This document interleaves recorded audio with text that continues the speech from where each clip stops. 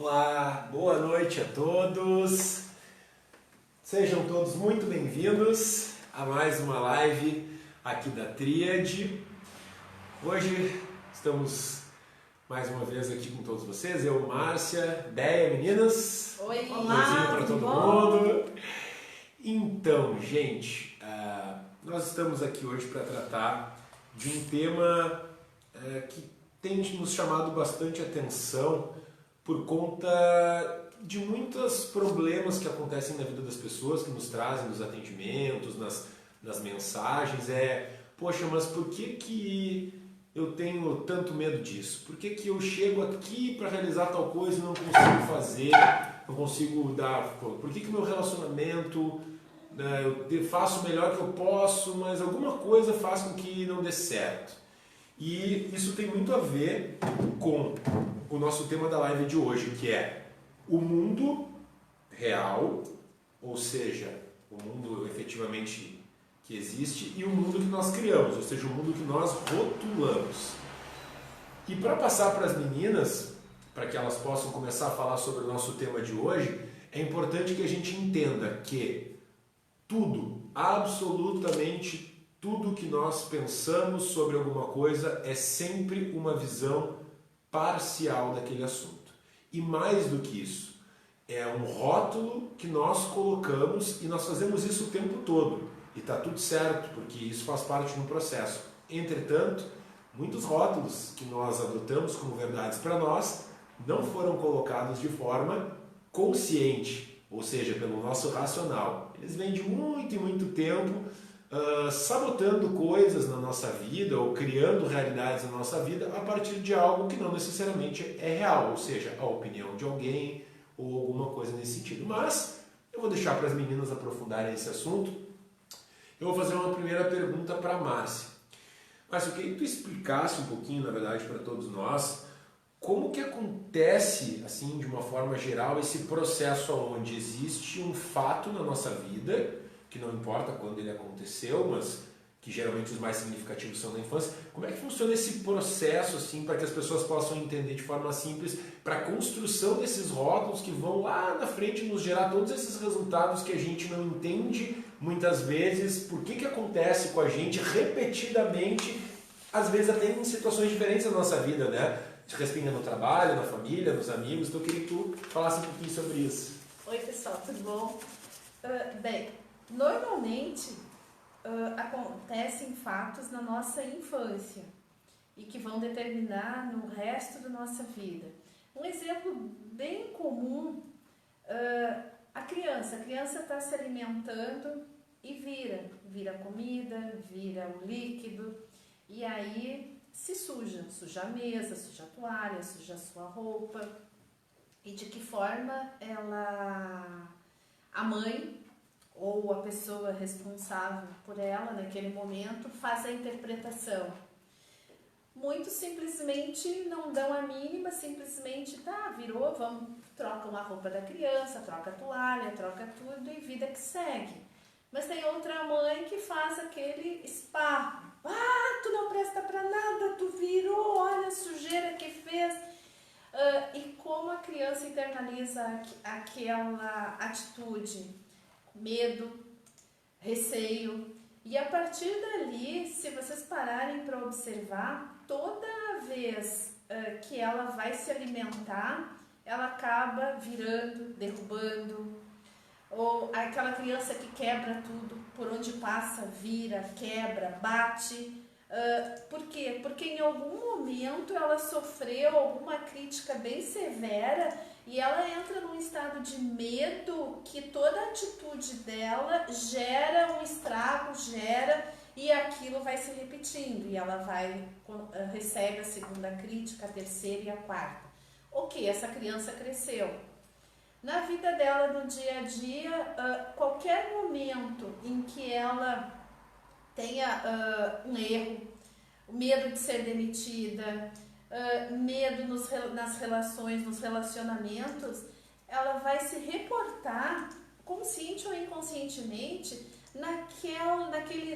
naquele ato lá que ela foi xingada, que ela foi sofreu a ameaça, o sentimento do medo, ela retorna e reproduz aquilo na vida, durante toda a vida dela. Então, assim, e aonde está... Aonde está? Pode falar aí, Márcia. Aonde está Probleminha técnico o aqui. fato? Está exatamente lá naquele acontecido. Mas só que ela não tem consciência, ela não sabe. Então, todos os acontecimentos em que ela emocionalmente ela conecta naquela emoção, é um entrave, é um sentimento de medo, ela fica paralisada, ela simplesmente se reconecta naquele fato. E como a gente muda isso?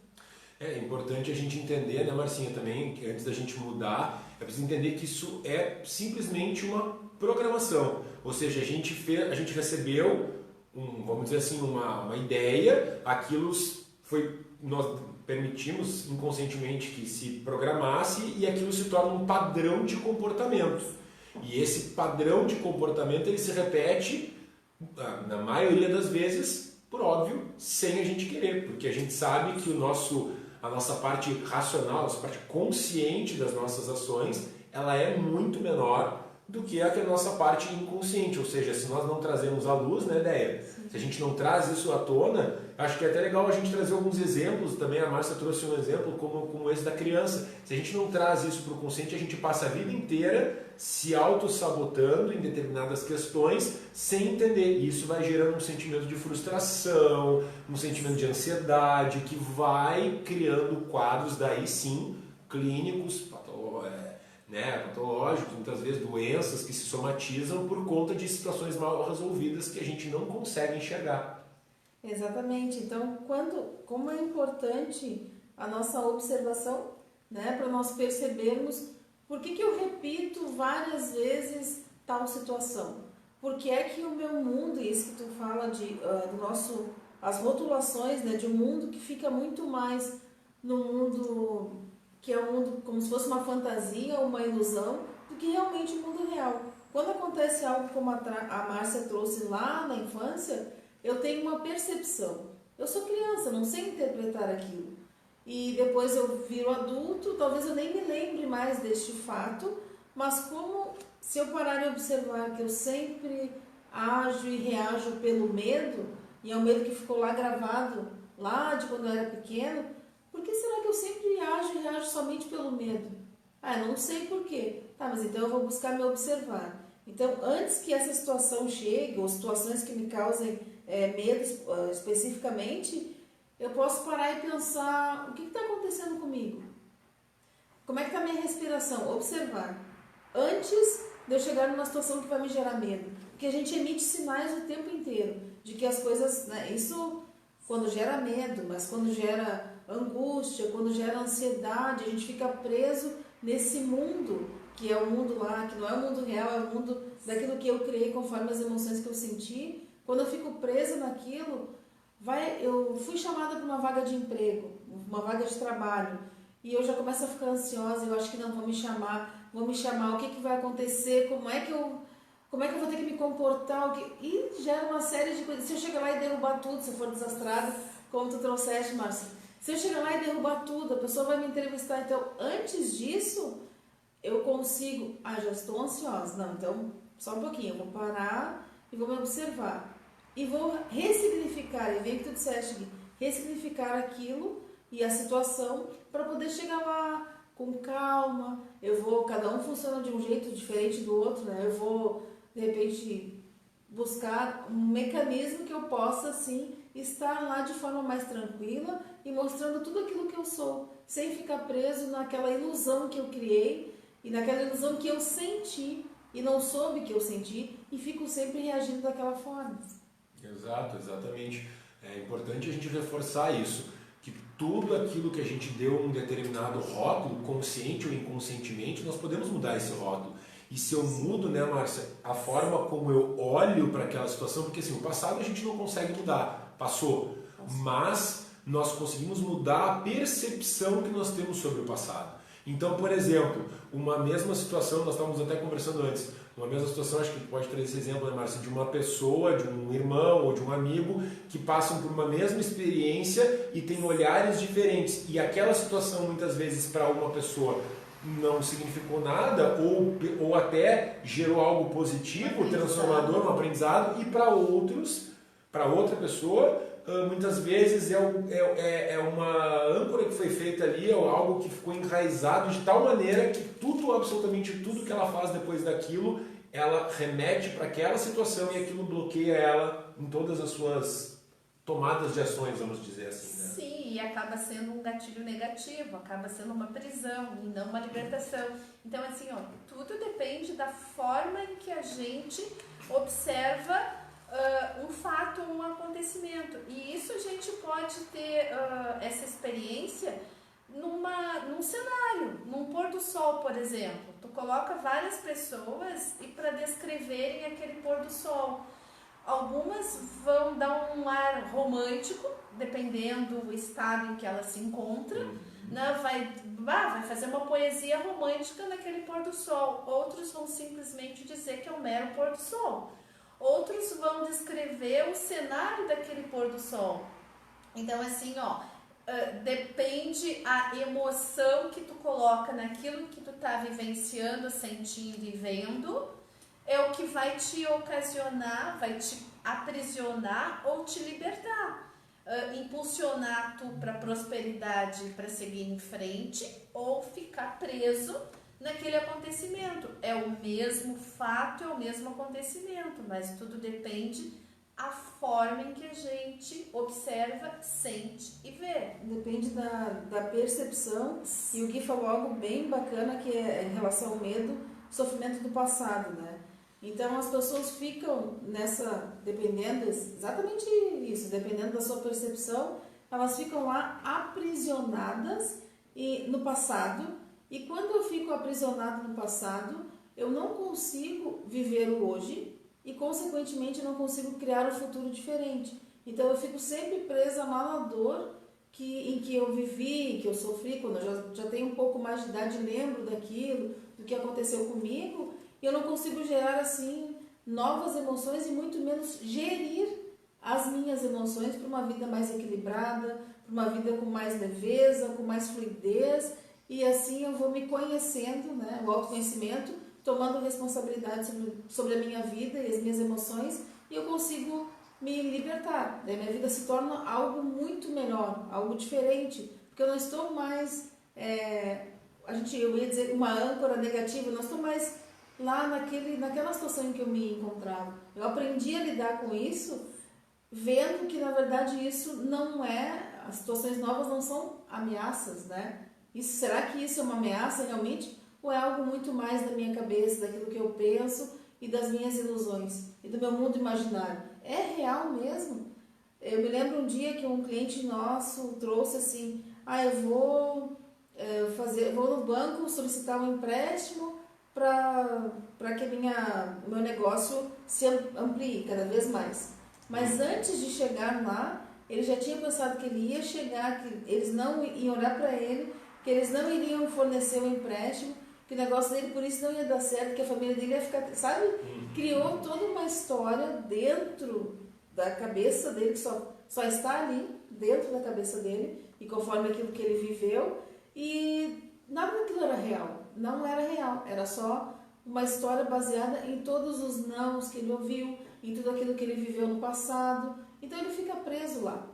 Mas ele conseguiu ressignificar, ele treinando as emoções, ele conseguiu ir até lá, obteve o que ele queria, até porque quando a pessoa já chega em algum lugar emanando que ela está com medo, ou emanando que ela está assim totalmente insegura, com certeza vai ocorrer aquilo que ela está pensando de negativo.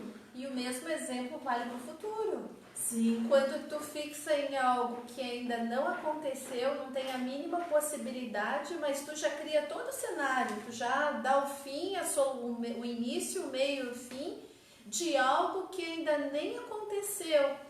Tu bloqueia todas as possibilidades de êxito, porque tu gerou pro universo as respostas que tu tá esperando. Então, a probabilidade de ter um acontecimento diferente acaba ficando cada vez mais pequeno. E tu entra num sofrimento desnecessário. E que muitas vezes, se tu começar a observar, não é nada daquilo. Tu criou um elefante gigante, quando na verdade era uma formiga que tinha pela frente.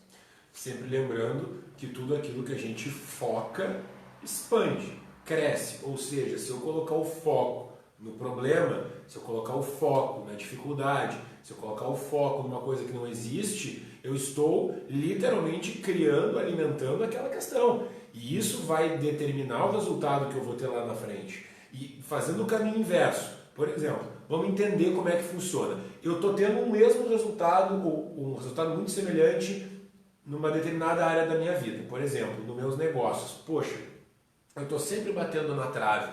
Eu estou sempre chegando perto e não consigo, ou eu fecho, estou sempre vivendo no limite e tal. Que tipo de resposta eu estou dando para uma emoção? Ou seja, por exemplo, eu tenho quando eu estou lá chegando na frente de um cliente para vender, eu começo a perceber que eu, de certa maneira, não consigo verbalizar algumas coisas, ou eu fico nervoso. O que isso está sendo gerado a partir do quê? Do medo.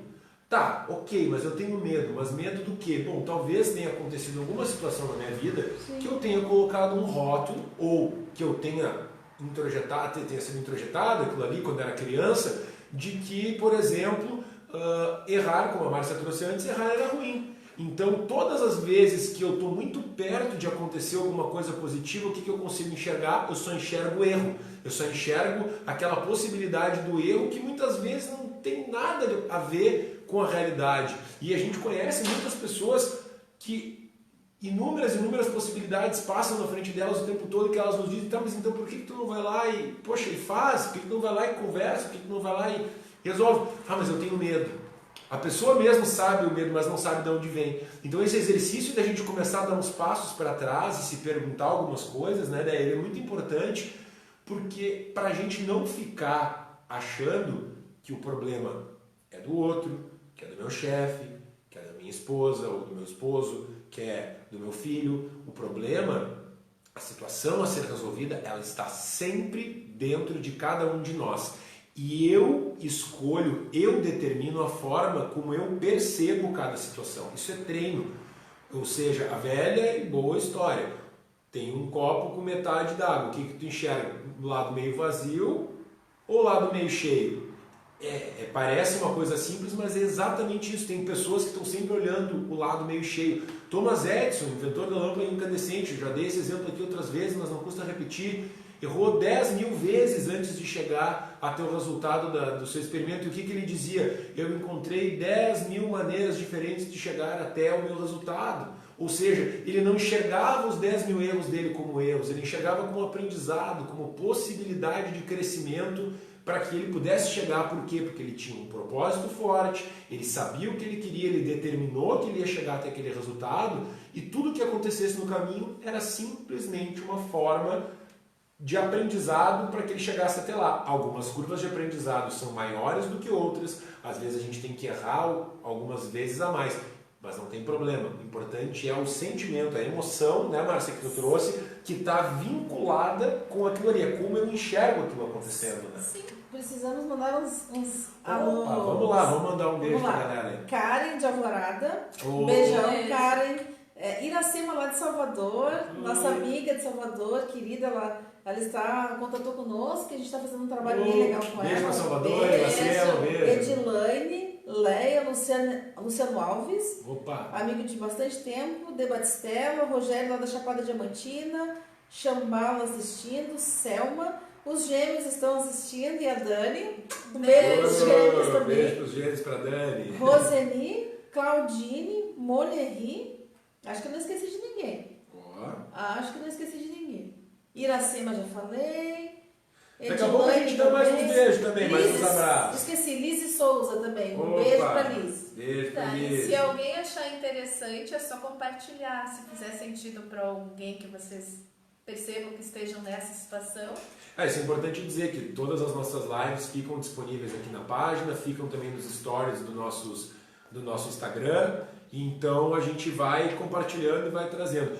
Nosso objetivo aqui é sempre o mesmo, é trazer esses assuntos para que a gente possa promover uma pequena prova sobre um assunto, sobre um pequeno debate. Despertar. Nosso objetivo não é encerrar esses assuntos, muito pelo contrário. Todos os assuntos que a gente está trazendo aqui, a gente sabe que são amplos, a gente sabe que não é simples a gente falar de crenças, de falar de passado, de falar de padrões repetitivos de comportamento, mas é importante que a gente fale sobre isso. Tudo aquilo que continua na nossa sombra vai permanecer sem solução. Tudo aquilo que eu trago à tona, ou seja, que eu trago à luz e trago o que quero resolver, eu efetivamente consigo ressignificar e transformar, né, Dé? Sim. Tudo aquilo que vem à tona, eu consigo realmente sentir. Eu olho de uma forma diferente, eu consigo sentir e a partir daí eu consigo mudar. Que ações eu posso ter, então, para realmente me dar conta disso, né? Que ações, pergunta para vocês, que ações farão você assumir o controle dessa situação? Quais as ações que eu posso tomar quando eu estiver sentindo isso? Né? Isso é uma questão muito de percepção. O que está acontecendo realmente, para não ficar só na mente, como tu disseste, não ficar somente nesse sentir e sem saber o que fazer, como se estivesse realmente preso, né? E quando nós observamos pessoas que vivem dessa forma, muitas vezes elas ficam presas, quando pequenas, como nós falamos, sempre foi criticado, sempre foi julgado. Os pais, da melhor maneira possível, tentam, né, educar, para proteger e tudo, mas quando a criança é muito criticada e realmente comparada muitas vezes, ela cresce numa insegurança tremenda. E o contrário também, né? Quando ela é super protegida também, numa bolha, também acontece um processo muito semelhante, que ela não tem confiança para tomar as decisões na vida dela. Quando ela é abandonada, também. Quando ela é negligenciada, também é outro extremo. Sim. Então, assim, em todas as formas, tudo depende da percepção daquela pessoa, daquele ser. E aquilo vai repercutir ao resto da vida, mas sempre é momento de mudança. E desculpa, você pode falar. Tem como tu voltar no passado? Não. Vai fazer alguma diferença tu alimentar aquele sofrimento, consciente ou inconsciente? Não. Participação nossa aqui, Rogério dizendo que a linguagem não verbal fala por si só. Na realidade diz tudo. Parabéns, equipe da Trilha. Muito gratos. Realmente a linguagem não verbal, quando nós, na verdade, a linguagem verbal, ela tem um significado, mas muito mais a linguagem não verbal quando a gente expressa aquilo que a gente está sentindo. Aí envolve a linguagem não verbal, né? A linguagem não verbal, ela traduz postura, pensamentos, sentimentos o tempo todo. Por isso a importância de se cuidar com muita amorosidade, com muito amor comigo, de todo o nosso templo, né? O nosso templo corpo, mente, para que nós possamos externalizar, expressar algo de muito bom sempre. É claro que nem sempre a gente está assim no 100%, mas mesmo assim nos disciplinarmos para que nós possamos melhorar, aprender, desenvolver. Então porque esse é o nosso propósito. Esse é o propósito nosso e nosso da vida, né? Isso. De melhora constante, né? E de sempre desenvolver através do autoconhecimento e autorresponsabilidade tudo aquilo que eu posso ser. Quem disse, tem algo muito bacana, né, que circula, quem disse que eu não posso ser aquilo que eu realmente almejo? Quem foi que disse que eu não posso melhorar, ou chegar, ou prosperar, chegar lá onde eu quero, no meu foco, no meu objetivo? Tudo isso que envolve essa linguagem não verbal, mas que está gravada em nós, na nossa memória celular e no nosso inconsciente, tudo isso ele absorve muitas crenças, né, da nossa família, da sociedade, de tudo, mas a gente tem como romper isso. romper assim, ó, de uma forma muito leve, não romper de uma forma Abrupta, que né? traga traumas, porque às vezes alguns procedimentos são feitos sem esse cuidado de, ok, vamos olhar para isso e a partir disso vamos realmente melhorar. Isso que tu traz é muito importante, né, gente? Todo o processo de autodesenvolvimento não existe uma fórmula mágica. O que acontece é que muitas vezes as pessoas querem sair de um estágio de depressão para um estágio de felicidade plena. Isso não existe. É uma caminhada, é uma construção. E a gente precisa, né, Márcia, se fazer perguntas sempre. Que a primeira coisa que a gente sempre fala para as pessoas assim, tu está conversando contigo mesmo, tu está te perguntando por que isso acontece na tua vida, porque às vezes, e a gente pode dizer que são muitas vezes, a gente não se pergunta, a gente não conversa, a gente não se questiona nem mesmo sobre as coisas que a gente sabe que estão acontecendo erradas na nossa vida. Às vezes a gente faz uma única pergunta numa sessão para uma pessoa, tipo assim, mas tu já parou para pensar nisso? E a pessoa, não. E tudo que ela está nos trazendo é exatamente sobre aquilo. Então a gente tem muito desconhecimento, né, Márcia, sobre nós mesmos ainda. Por isso que não adianta a gente querer hoje, beleza, entendi, eu vou ressignificar meu coisa e a partir disso eu vou mudar toda a minha vida. É uma caminhada, é um processo, e para que esse processo aconteça precisa ter a autorresponsabilidade que tu trouxe, né? Precisa ter isso que a Márcia trouxe também muito na tua fala, né, Marcinha? Da gente olhar de um jeito, como é que tu colocou? De um jeito tranquilo para tudo isso, de maneira que a gente não se martirize, que a gente não se cobre.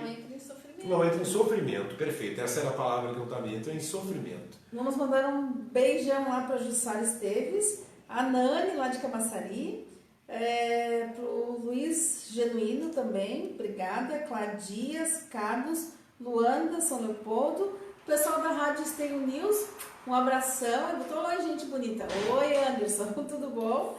A Andréia Perufo, querida também. Isso, tem a Andréia Perufo, tem a Tereza Tognoshi. Tereza, querida, um beijo para ti. A Elaine Genuíno, não sei se já tinha falado. O Carlos, que compartilhou aqui também no screen. Que bacana. Antes estávamos fazendo uma pergunta ali, ó. Como podemos gerenciar os conflitos com as gerações? Isso é muito, muito importante. Vamos lá, rapidamente. Marcinha, faz uma resposta para começar a tentar engatilhar isso pro Anderson aí.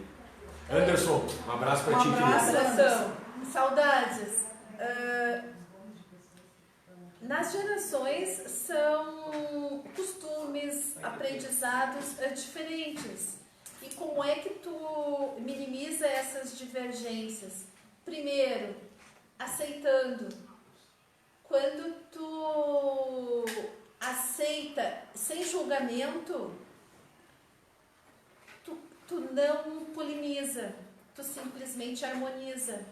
Então, assim, as diferenças, elas existem, as gerações são bem diferentes, mas sempre é momento da gente aprender, sempre nós estamos nos reciclando, sempre a gente, como se fosse um camaleão, a gente se adapta e readapta a todas as situações diferentes. Então, assim, essa é uma habilidade nossa.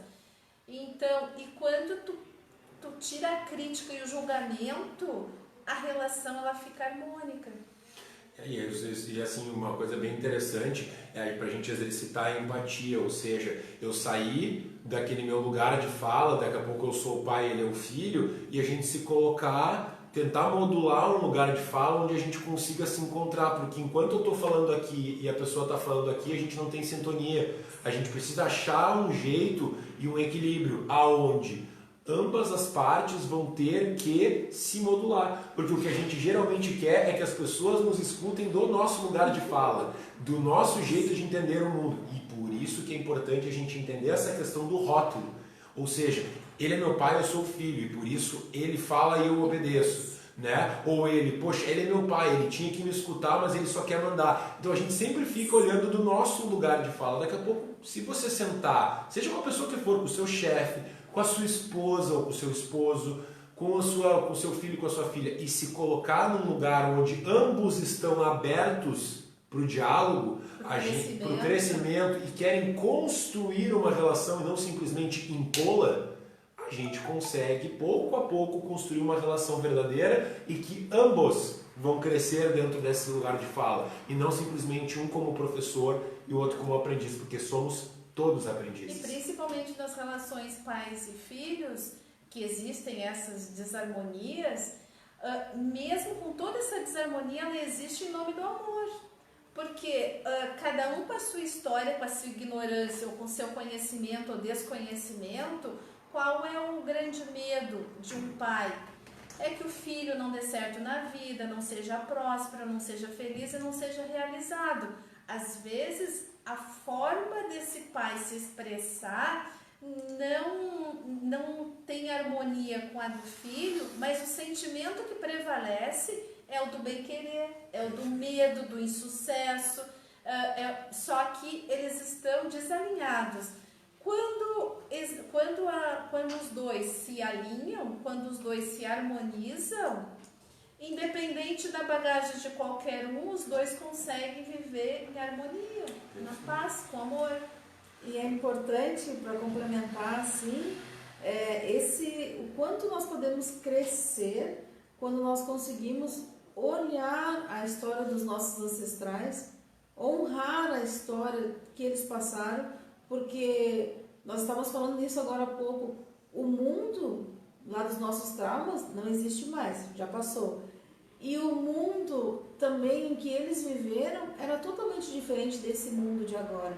Então, respeitar e honrar a história deles, porque tem muitas coisas que nós não conseguimos comparar. Ah, mas no meu tempo era assim, agora é assim. Então, são realidades diferentes, né, daquele mundo lá. São necessidades diferentes. Necessidades totalmente diferentes. E quando nós conseguimos trazer para a nossa vida o crescimento realmente dessa relação familiar e com os nossos ancestrais, honrando, vendo tudo que eu posso aprender com aquilo, perdoando, né?